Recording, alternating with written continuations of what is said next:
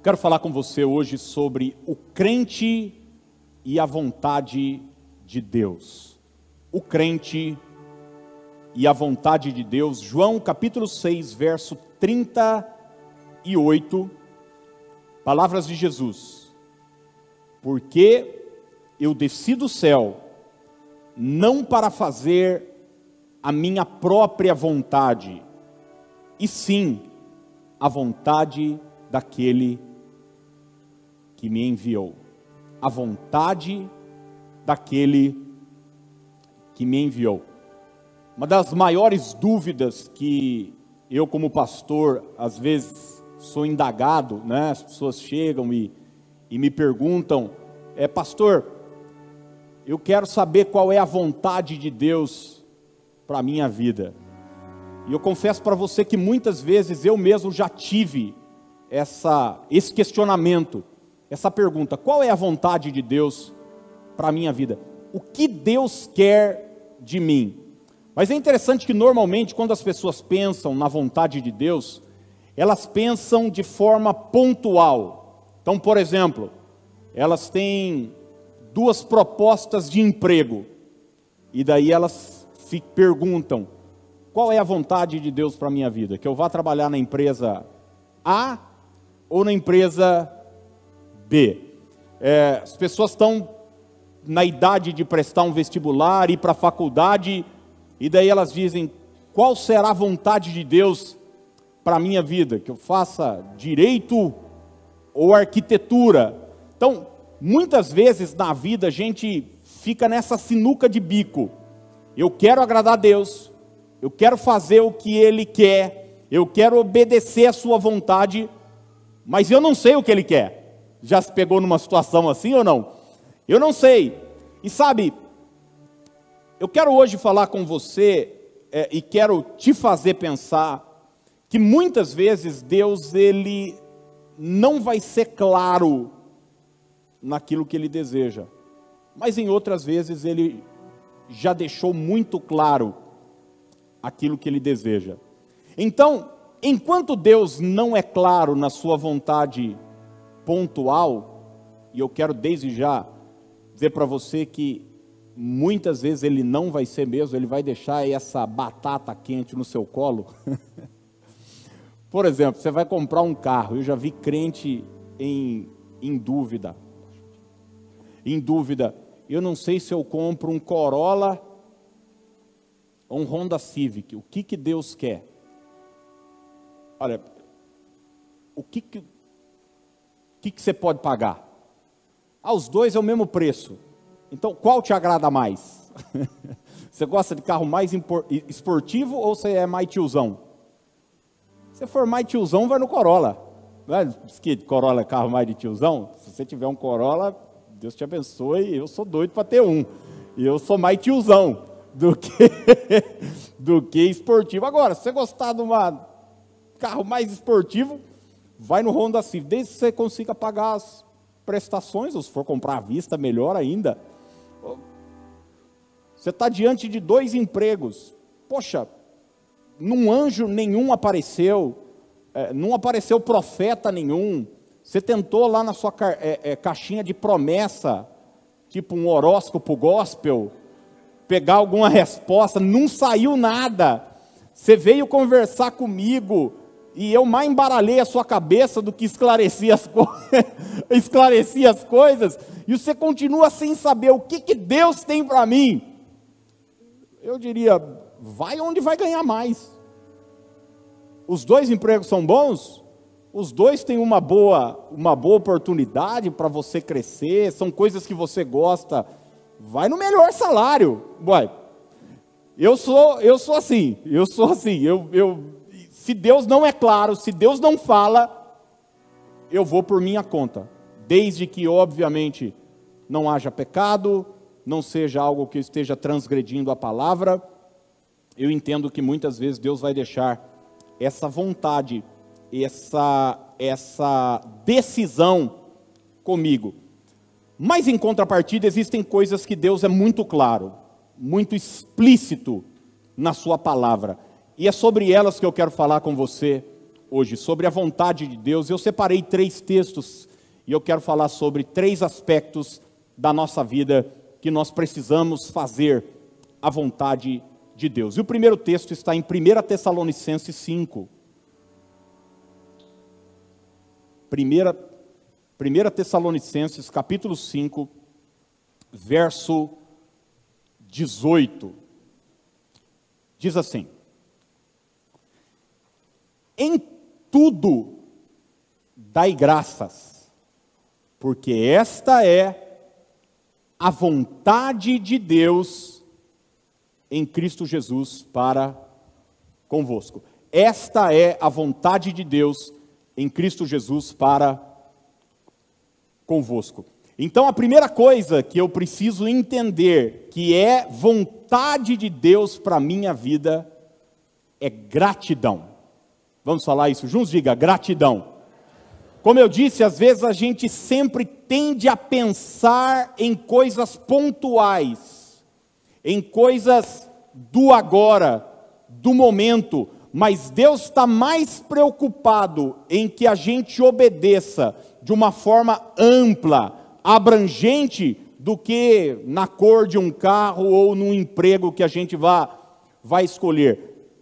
Mais importante do que isso, é você se manter agradecido, é você ter um coração grato. E gente, gratidão não deve ser uma emoção que a gente sente ocasionalmente, porque muita gente tende a pensar gratidão como uma emoção, como um sentimento que de vez em quando eu sou tomado por ela e eu me sinto agradecido. Não, a gratidão deve ser uma atitude intencional. Vou repetir, gratidão deve ser uma atitude intencional. Ou seja, eu preciso ser grato de propósito, com intenção. Porque se eu esperar ter um sentimento, uma emoção que vá me levar à gratidão, provavelmente isso vai acontecer só esporadicamente. Porque você sabe, gente, nós somos e temos uma natureza que é uma natureza caída. É uma natureza adâmica, é uma natureza egoísta, é uma natureza que não se satisfaz plenamente, ainda que tenha muita coisa. Você vai olhar a história de Adão e Eva, por exemplo, você vai ver que eles tinham um jardim todo, com centenas, milhares de árvores. E Deus falou: tudo isso você pode comer, mas dessa aqui, você não come. Adão e Eva se sentiram privados. Olha que coisa. Eles tinham tudo, mas eles queriam o que eles não podiam. Ou seja, não era suficiente. Nós somos filhos desse casal. Temos essa mesma natureza, esse mesmo DNA, esse mesmo sangue correndo nas nossas veias. Então, esperar ter um sentimento de gratidão, que eu tenha tudo menos alguma coisa, isso não vai acontecer. É necessário ter uma atitude intencional. A nossa tendência natural é a murmuração, é a reclamação. De vez em quando, em casa, eu começo a dar uma reclamadinha assim e tal. A gente está deitado, eu e a Dani, daí eu falo... Daí ela fala: que foi? Eu falei: nada não, só quero dar uma reclamadinha só, está tudo bem. Já fez isso alguma vez? Eu ouvi esses dias o testemunho de uma pessoa, e ela disse o seguinte, que ela estava fazendo exercício físico, estava andando numa esteira. E estava andando na esteira e estava normal, óbvio, já estava cansada, fazia um tempo que ela estava fazendo a caminhada, andando. Daí, de repente, chegou o esposo. Quando o esposo entrou na sala onde ela estava fazendo o exercício, ela... ai, não estou aguentando, que cansaço. Daí ela reparou o seguinte, que ela só começou a reclamar quando apareceu alguém. E quantas vezes a gente tem essa atitude tola, boba, já que eu não estou fazendo nada, eu vou reclamar. Mas isso é o natural. Se você se deixar no piloto automático, você não vai agradecer, você vai reclamar. É curioso que a gente vai ver na Bíblia, e a gente sempre está atento a uma lista de pecados, de pecados graves que a gente entende, como pecados sexuais, como idolatria e como tantas outras coisas, mas muitas vezes a gente ignora os pecados da nossa boca. Os pecados que nós cometemos através das nossas palavras. Você sabia que você também peca com a boca, não? Hã? Tem gente que acha que pecados são só algumas coisas assim que ela julga grave. Tem um texto de Jesus em Mateus capítulo 12, que é um texto assustador, hein? Eu vou deixar essa pulga atrás da sua orelha aí, depois você se vira aí. Mateus 12, 36 e 37, olha o que Jesus diz. Mas eu digo que no dia do juízo, os homens haverão de dar conta do quê? De toda palavra inútil que tiverem falado. Pois, por suas palavras, vocês serão absorvidos, e por suas palavras serão condenados. Então, use a sua boca para agradecer. Você pode dizer isso para alguém perto de você? Diga, use a sua boca para agradecer. Para agradecer, para agradecer. Faça intencionalmente. Eu falei aqui esses dias que a gente normalmente tem uma lista de pedidos, né? De oração. São coisas que não estão do jeito que a gente gostaria que estivesse. Então, a gente quer ser livre de uma enfermidade, tem um amigo que está passando uma luta, tem um problema dentro de casa, um filho está passando isso, aquilo.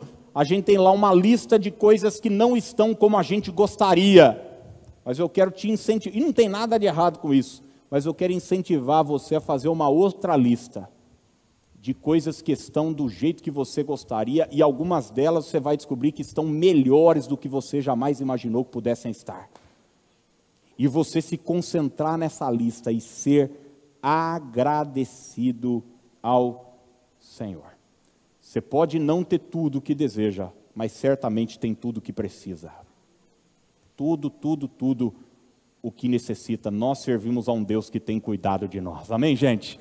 Temos falado aqui nesse ano tão desafiador para tanta gente.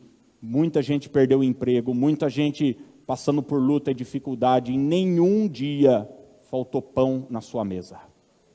Deus cuidou de você. Deus tem cuidado de você. Seja grato ao Senhor por isso.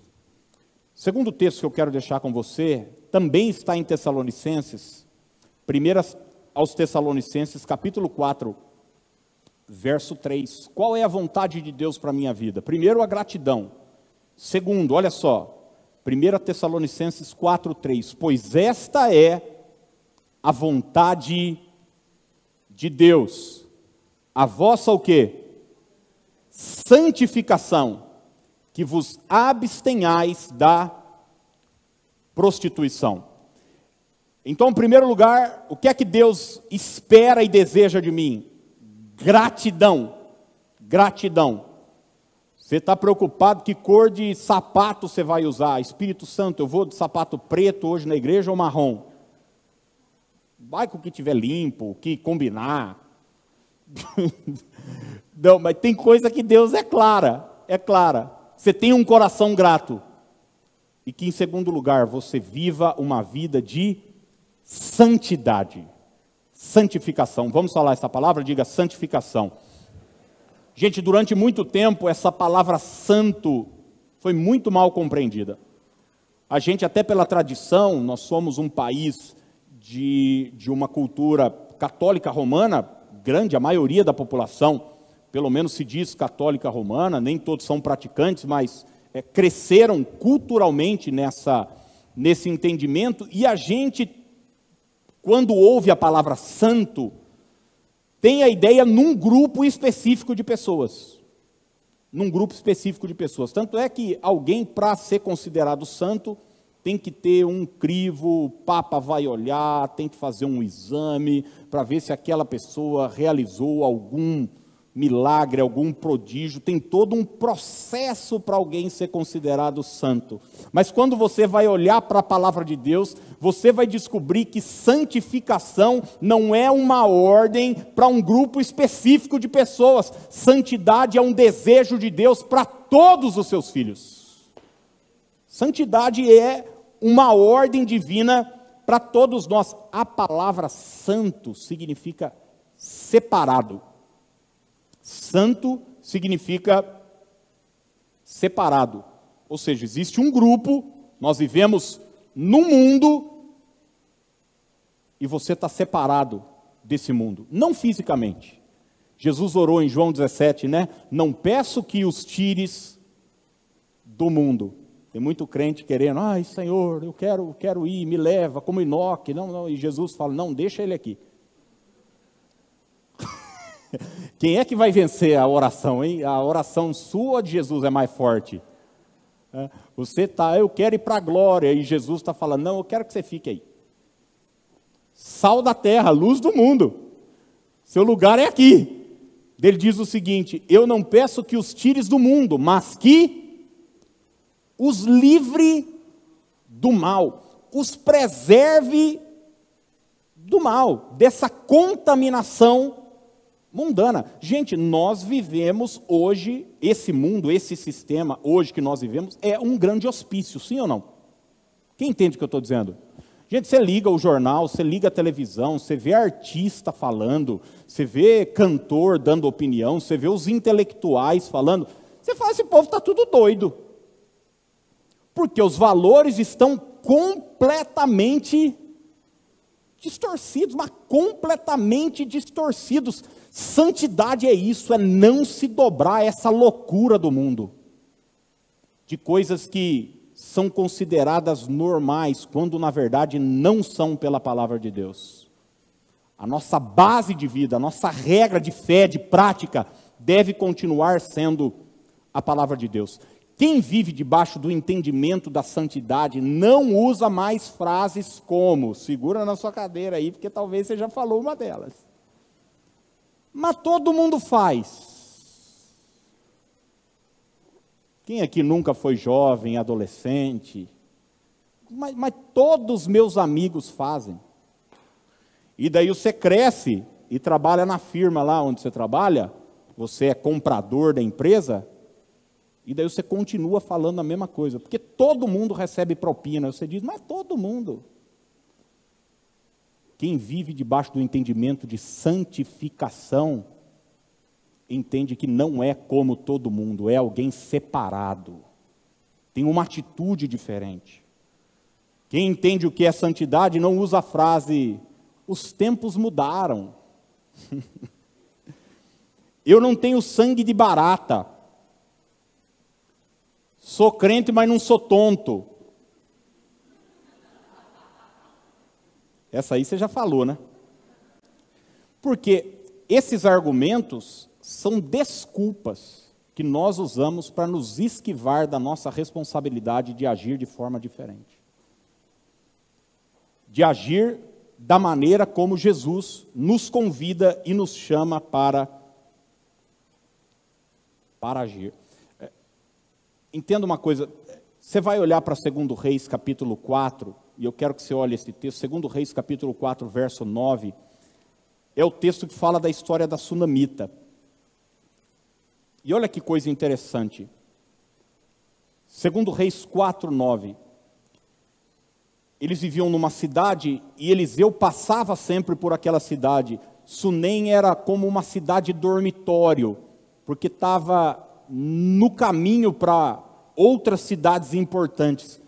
Então Eliseu sempre parava por ali e dormia ali naquela cidade. Tanto é que no texto você vai ver a sunamita vai construir um quarto para o profeta. Ela disse ao seu marido, vejo, vamos repetir essa palavra juntos? Diga assim, vejo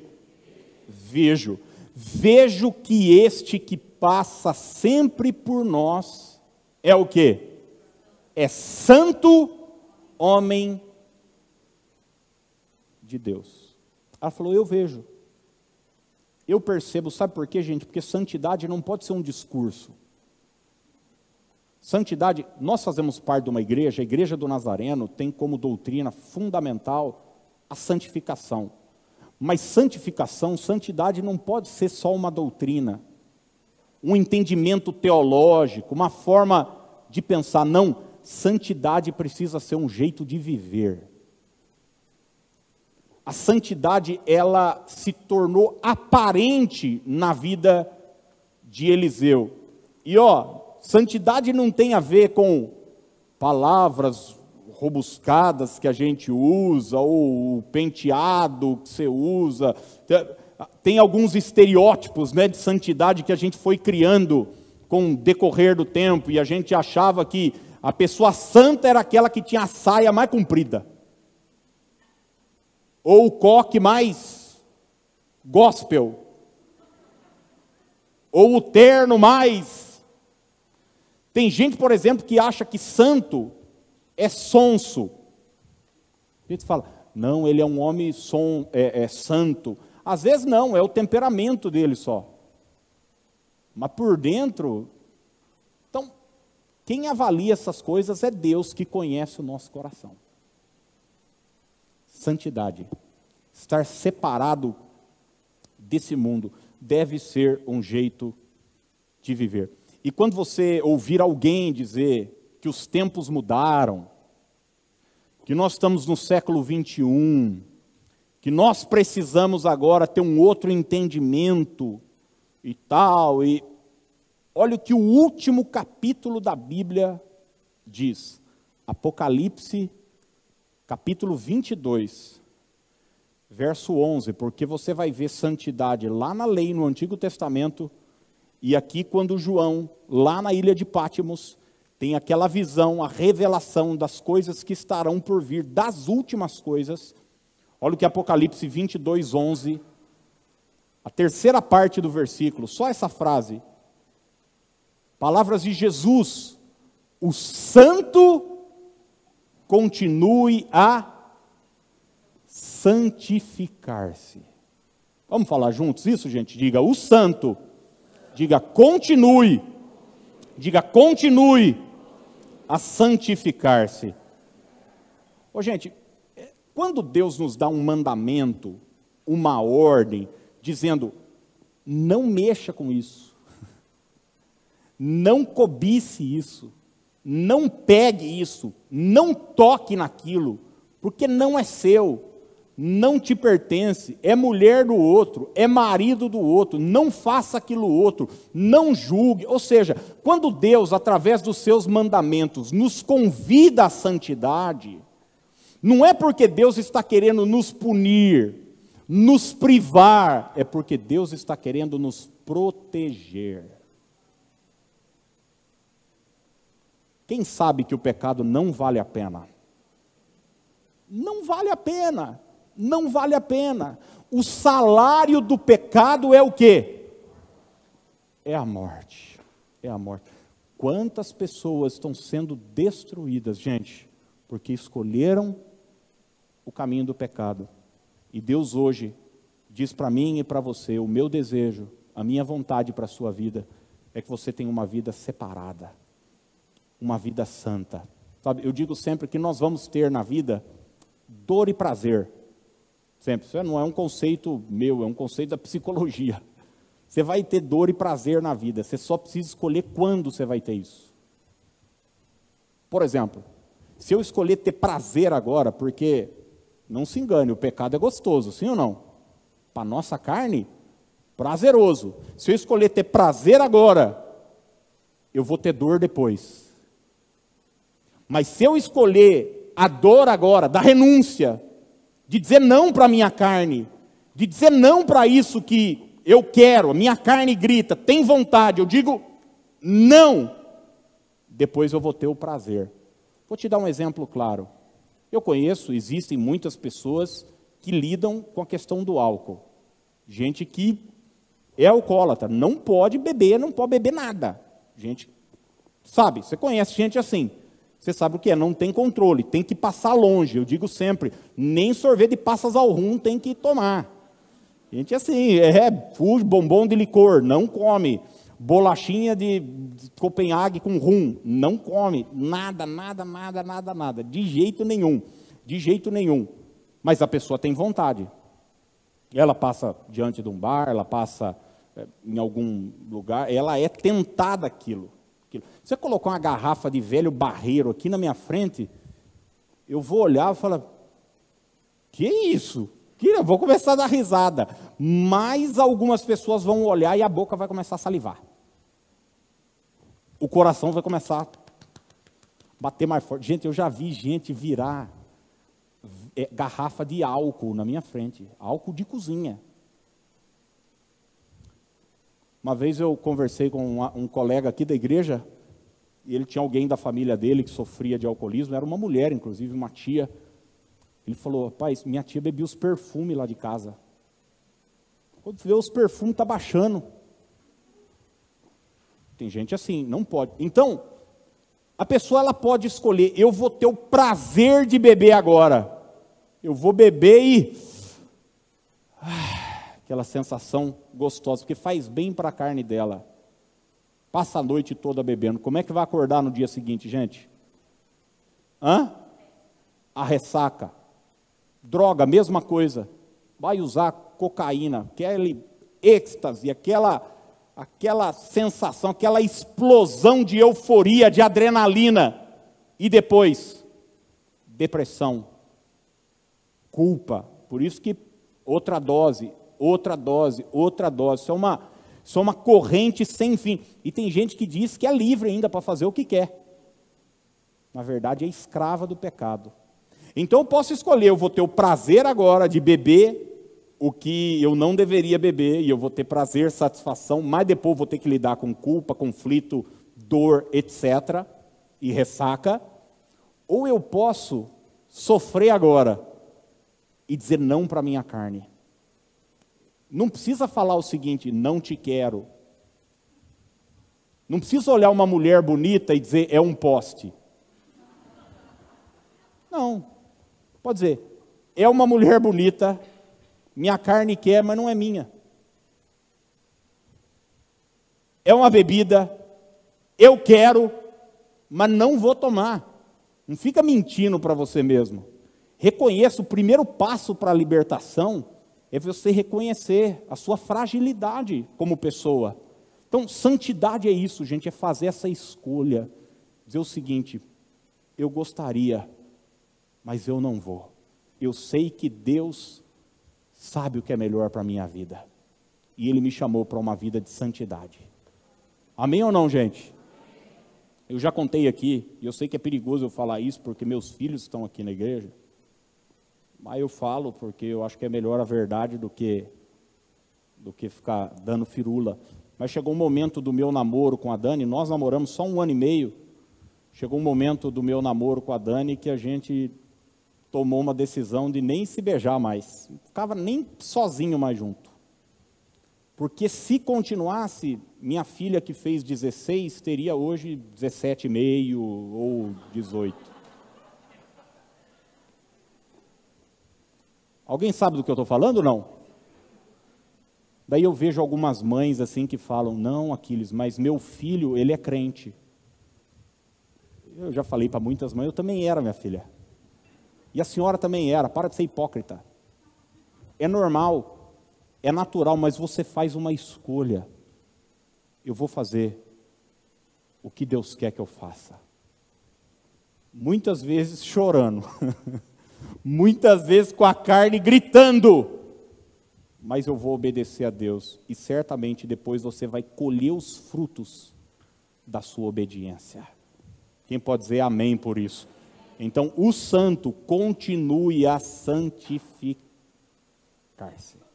Eu não estou falando, gente, de um estereótipo de santo. Porque é muito fácil nós que somos cristãos vestirmos uma roupa religiosa e achar que santidade é sentar num banco de igreja e ficar mistério, cheio, rei, glória, Pai do Senhor, papapá, papapá, e em casa é um hipócrita. Em casa espanca a mulher, é palavrão, na igreja é glória, aleluia, em casa são palavras impensáveis. Não, santidade, eu posso estar em qualquer lugar, eu sou a mesma pessoa. Né? Como alguém disse uma vez, falou, se você não for santo, pelo menos seja coerente. Pelo menos seja coerente. Não é uma desculpa também para você ser Não, o chamado de Deus para a gente é o da santificação. Terceiro e último lugar, 1 de Pedro, capítulo 2, verso 15.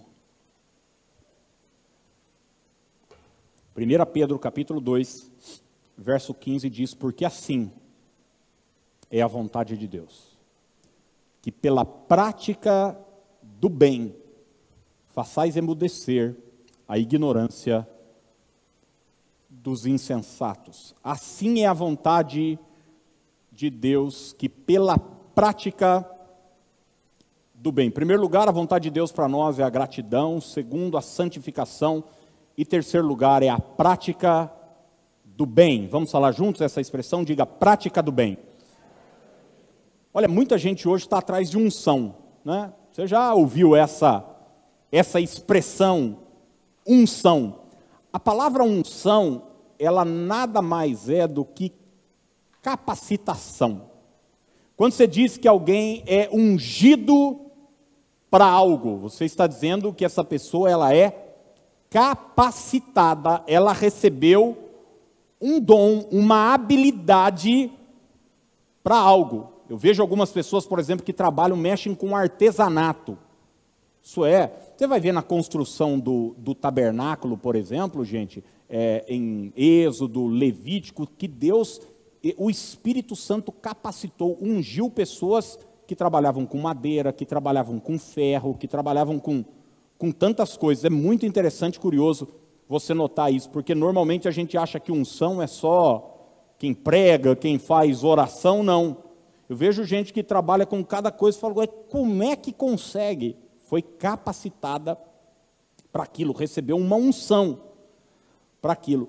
Olha o que Atos 10, 38 nos diz.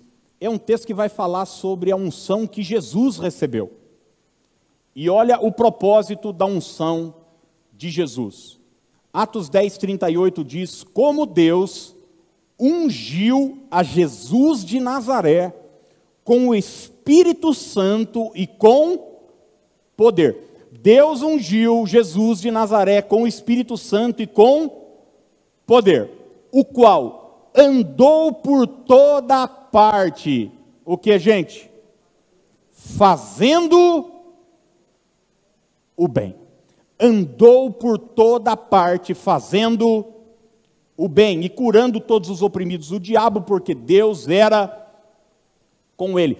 Antes de qualquer coisa, a unção, a capacidade que Jesus recebeu do Pai, foi para que ele fosse alguém que por onde ele passasse, ele pudesse fazer o bem. E olha, mais uma vez, a gente precisa entender o seguinte, que a prática do bem precisa ser algo intencional na nossa vida. Como eu disse, se você deixar no piloto automático, você... Eu não estou querendo ser ofensivo, porque eu estou falando você, eu estou falando nós, seres humanos. Nós somos egoístas por natureza, gente. Por natureza, a gente quando você olha uma fotografia, tem lá 30 pessoas, qual é a primeira pessoa que você procura? Você. E está todo mundo bonito na fotografia, você saiu de olho fechado, o que você acha da foto? Horrível. Ou você saiu com a cara meia... Eu tenho um primo, a gente pega no pé dele, ele não sai bem numa foto, eu nunca vi uma coisa dela, mas nenhuma. E também, pessoalmente, ele não é essas coisas também, então acho que é isso também, né? Mas é interessante como tem gente que sai bem em foto, né? Tem pessoas que eu acho que deveriam ser processadas por propaganda enganosa, né? Um dia eu vi um Facebook de uma pessoa, olhei a foto, eu não conheço essa pessoa, que será que é amigo? Uma moça assim, eu falei, ué.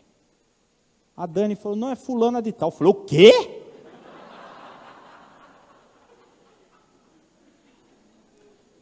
Bom, deixa para lá.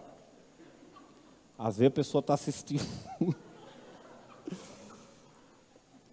Eu falei só essa besteira para dizer que nós somos naturalmente egoístas.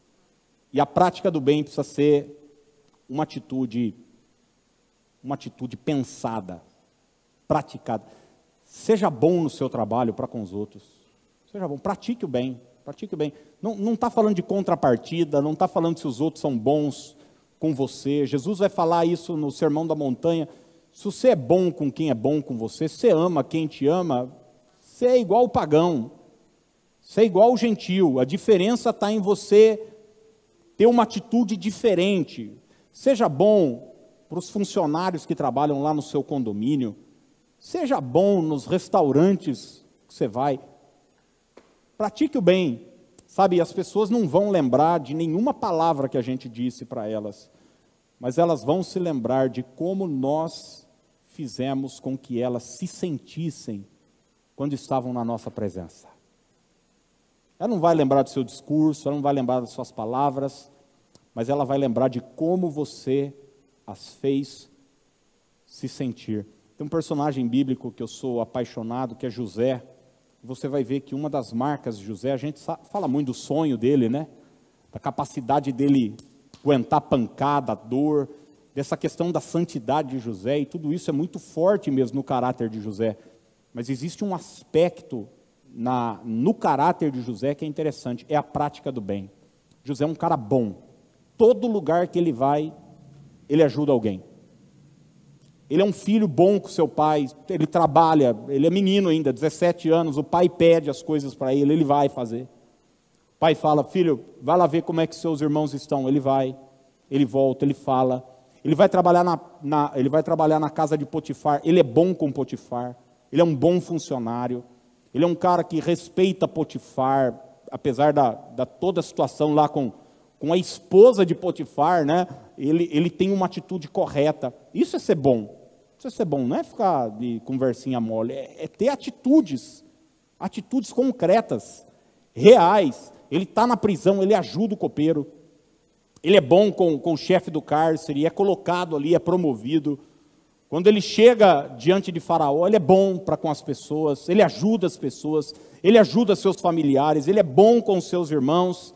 E olha o que Gálatas 6:9 nos diz, gente.